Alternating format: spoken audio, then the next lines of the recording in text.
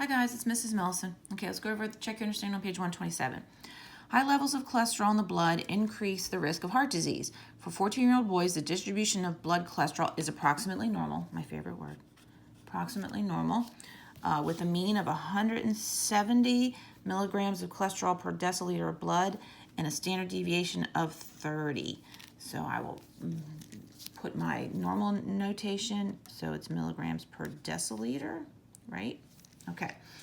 Cholesterol levels higher than 240 may require medical attention. What percent of 14-year-old boys have more than 240 milligrams per deciliter of blood of cholesterol? Okay, so the first thing I'm going to do is draw my normal curve. I'm just going to sketch it. I'm not going to put all the standard deviations in. I'm going to put my mean in 170.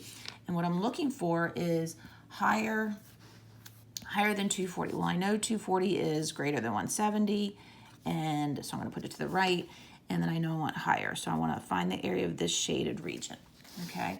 So the first thing I need to do is find the z-score. Okay, so remember our z-score formula is observation minus the mean over the standard deviation. So my z-score is 240 minus 170 over 30. Throw that in the calculator and you get a z-score of 2.33. Obviously positive because it's to the right of the mean, right? All these are standard deviations above the mean. These are negative standard deviations below the mean. Okay, now I have to either look on the table or put it in my calculator to find that area under the curve, okay? We're not going to do calculus to find the area under the curve.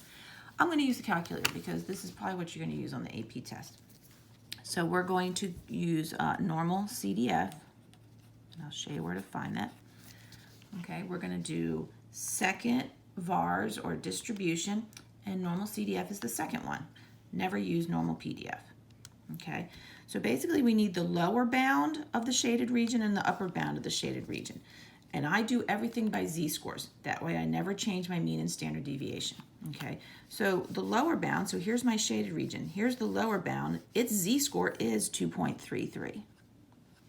Okay, now the upper bound is it goes forever. Okay, this goes forever, so it's infinity. And I'm just going to put 1 with a couple zeros. Okay, and then mean and standard deviation I never change. Okay, and then this gives me my answer.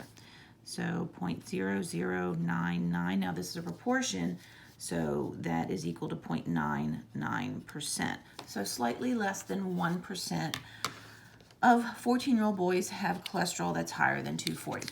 Not too bad, pretty low. Okay. Number 2 says, people with cholesterol levels between 200 and 240 are considered at risk for heart disease. So what proportion of 14-year-old boys have blood cholesterol between 200 and 240?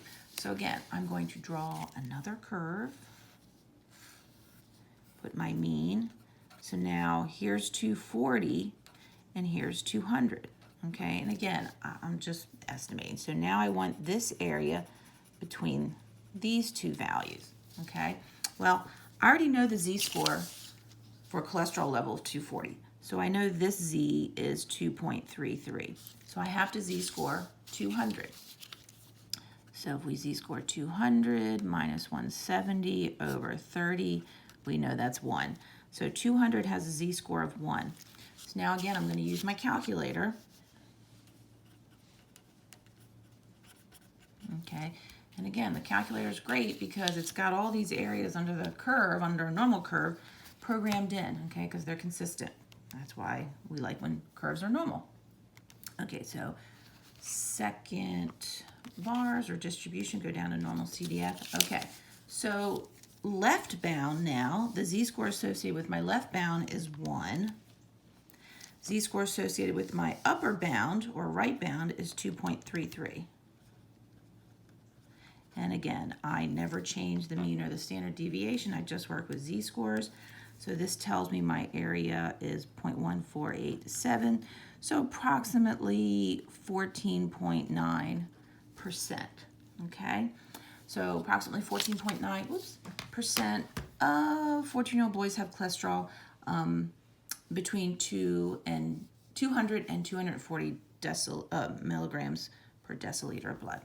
Okay, I hope this was helpful, and I'll see you next time.